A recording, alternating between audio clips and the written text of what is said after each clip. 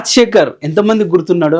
మన senior actor, but present movies దిగట్లే. Recent గా బైకర్ అనే ఒక మూవీ ప్రెస్ మీట్ లో తను మాట్లాడుతూ ఇలా అన్నారు, శరవణందతో మూవీ చేస్తున్నాను, నేను సెకండ్ హీరో అనుకుని ఈ మూవీ అయితే చేశాను, బట్ నన్ను ఒక క్యారెక్టర్ ఆర్టిస్ట్ లాగా అయితే చేసేస్తారు. బట్ నా కూతురుని అడిగితే చెప్పింది, ఈ రోజుల్లో సెకండ్ హీరో అలాంటివి ఏమి ఉండవు, అన్ని పాత్రలు చేసుకుంటూ వెళ్ళడమే అని చెప్పి తన కూతురు చెప్తే ఓకే అని చెప్పి చేసేస్తాడంట. తను అడుగుతుంది ఏంటంటే, ప్రెసెంట్ మీ సినిమాలో నన్ను పెట్టుకోండి, నాకు అవకాశాలు ఇవ్వండి అని చెప్పి ఒక సీనియర్ యాక్టర్ అయితే అడగడం అయితే జరిగింది. సో దీనికి క్రిస్టల్ క్లియర్ గా మనం అర్థం చేసుకోవచ్చు.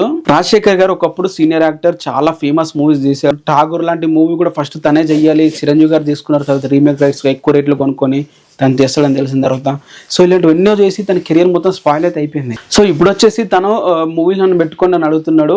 ఆ వీడియో చూసిన తర్వాత అరే అవకాశాలు ఇవ్వండి, మన యాక్టర్ కదా, యాక్టింగ్ కూడా బాగా చేస్తాడు కదా అని చెప్పి అనిపించింది. తను ప్రస్తుతానికి వచ్చేసి బైకర్ మూవీకి దాదాపు 3 కోట్ల వరకు రెమ్యునరేషన్ తీసుకున్నాడంట. మరి ఏమైనా అవకాశాలు వస్తాయా? మరి ఇలాంటి గొప్ప యాక్టర్ కి, గ్రేట్ యాక్టర్ కి అవకాశాలు రావాలని కోరుకుంటున్నాను. ఆ వీడియో చూసిన తర్వాత ప్రతి ఒక్కరు కూడా ఇలానే ఫీల్ అయి ఉంటారు.